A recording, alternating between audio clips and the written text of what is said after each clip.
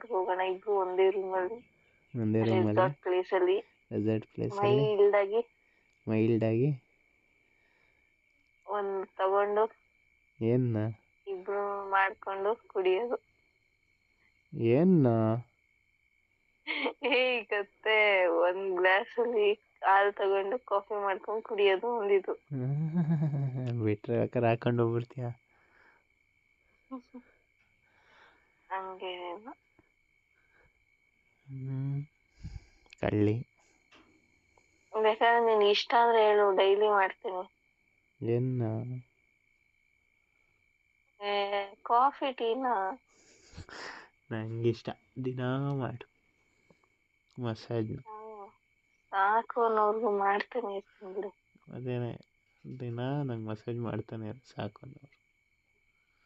Massage? ಯಾವ ತರ massage? ಹೆಂಗ್ ಮಾಡೋದು? ಅವಾಗೆಲ್ಲ ನಂಗೆ ತಲೆನೋವು ಬಂದಾಗ ಕ್ಲಾಸಲ್ಲಿ ಆ ಕಡೆ ಈ ಕಡೆ ಹಿಂಗೆ ಬೆಳ್ಳಾಕಿ ಹಿಂಗೆ ತಿಕ್ ಮಾಡ್ತಿದ್ದಲ್ಲ, ಹಂಗೆ. ನಿನ್ ಬಾಡಿ ಎಲ್ಲ ಮುಟ್ಟಿರುತ್ತೆ ಹಂಗಾದ್ರೆ. ಯಪ್ಪ, ನಂಗೆ ನಾಚಿಕೆ ಆಗುತ್ತೆ. ಆಮೇಲೆ ಓಕೆ.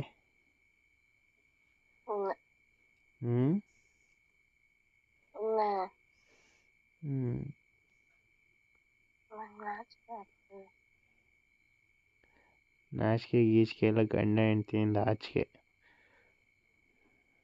ನಾನು ನೀನು ಗಂಡ ಹೆಂಡ್ತಿನ? ಏನ್ ಪ್ರೂಫ್ ಇದೆ? ಏನ್ ಪ್ರೂಫ್ ಇದೆ?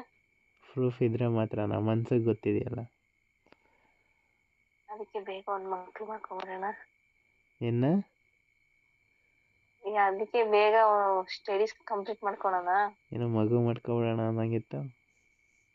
ಕೇಳ್ಸಿರು ಯಾಕೆ ನಾಟಕಗಳು? ಸುಮ್ಮನೆ ಇನ್ನೊಂದ್ಸಲ ಕೇಳಿಸ್ಕೊಳ್ಳೋದಕ್ಕೆ ಚೆನ್ನಾಗಿದೆ ಅಂತ.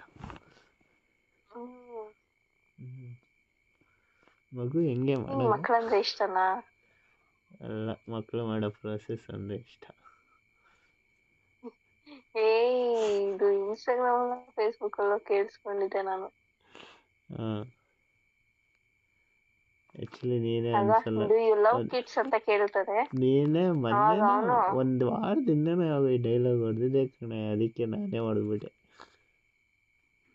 ಹೊಡಿತೀಯ ಕಣೋ, ಹೊಡೆದಂಗ್ ಬಿಡ್ತೀಯ ನೀನು.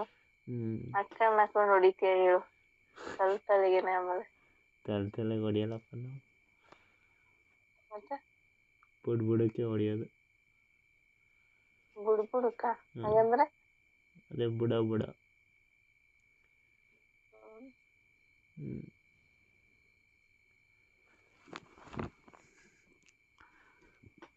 ಮತ್ತೆ ಏನಿದು ಕೋಇನ್ಸಿಡೆಂಟ್ಗಳು? ನೀನು ಯಾಕೆ ಮತ್ತೆ ಅಂತ ಅನ್ನೋದು? ಅದ ಹಿಂಗೆ ಮಾಡಕ್ಕೆ ಏನು ಕೆಲ್ಸನೇ ಇಲ್ವಾ? ನೀನಿರ್ಬೇಕಾದ್ರೆ ಬೇರೆ ಕೆಲಸ ಏನಿದೆ? ಹೌದಾ?